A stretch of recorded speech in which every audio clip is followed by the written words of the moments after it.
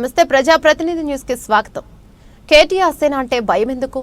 తంగలపల్లి మండల కేటీఆర్ సేన మండల అధ్యక్షులు నందగిరి భాస్కర్ గౌడ్ మాట్లాడుతూ Gaurav BRS party Telangana working president KTR 5 సార్లు ఎమ్మెల్యేగా 2 సార్లు మినిస్టర్గా అనేక సేవలు చేశారు. దేశ రాజకీయాల్లోనే యూత్ ఐకాన్ గా గుర్తింపు పొందిన వ్యక్తిగా మా కేటీఆర్ 5 సార్లు ఓడిపోయాన కేకే మహేందర్ రెడ్డి 5 సార్లు ఓడిపోయిన తర్వాత కేకే యువసేన ఏర్పాటు చేసుకున్నప్పుడు లేని నొప్పి ఇప్పుడెందుకు వచ్చిందని 6 గ్యారెంటీల అమల్లో మీరు దారుణంగా ఫెయిల్ అయ్యారు. ఫ్రీ బస్ పెట్టి సాట్ల బూడిద పోసి కుక్కలు కొట్లాడేలా వ్యవస్థ తీసుకొచ్చారు.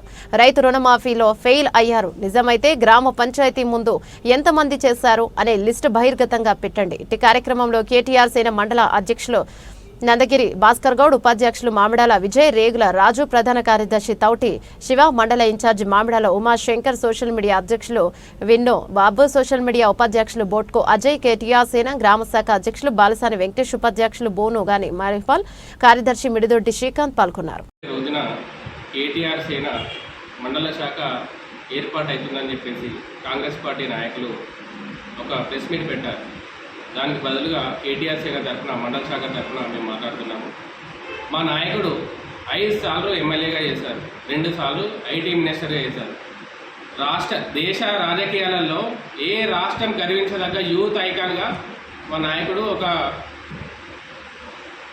మార్క్ తీసుకొచ్చాడు. అలాంటి నాయకుడిని సేన ఏర్పాటు చేసుకుంటే మీకు అభ్యంతరం ఏముంది?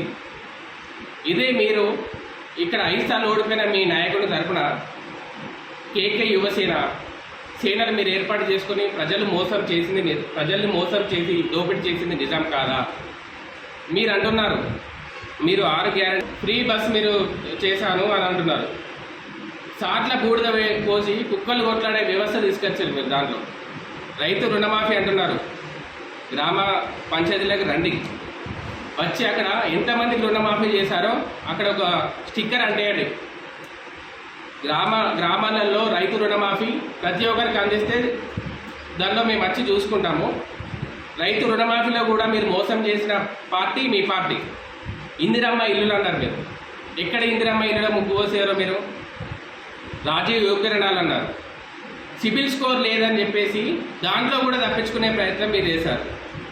అంతేకాకుండా మా రాష్ట్ర కేటీఆర్ సేన రాష్ట్ర అధ్యక్షుల గారిని మీరు ఇష్టం ఉన్నట్టు మాట్లాడారు. అదే మీకు తెలియదా?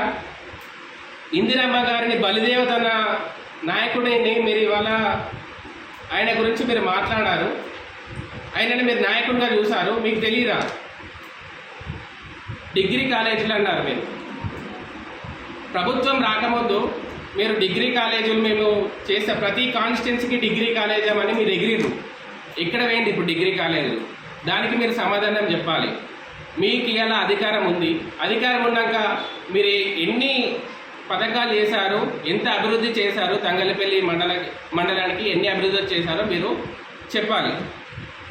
మేము అభివృద్ధి చేశామో మేము తీసుకెళ్ళి చూపిస్తాము.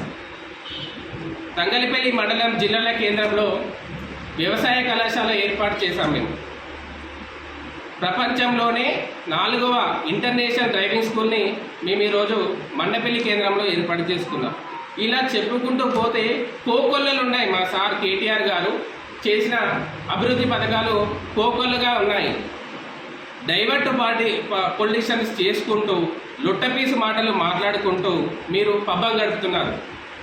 కేటీఆర్ సేన ప్రతి గ్రామ వ్యవస్థల బలోపేతమై ప్రతి ఒక్కరిలో చైతన్యం తీసుకొస్తూ మేము చేసిన మంచి పథకాలను ప్రజల్లో తీసుకెళ్ళి మీరు చేసిన మోసాలను ఎండగడుతూ రానున్న లోకల్ బాడీ ఎలక్షన్స్లో బీఆర్ఎస్ పార్టీని అధికారంగా తీసుకొచ్చే విధంగా 24 గంటలు కష్టపడతాం మేము.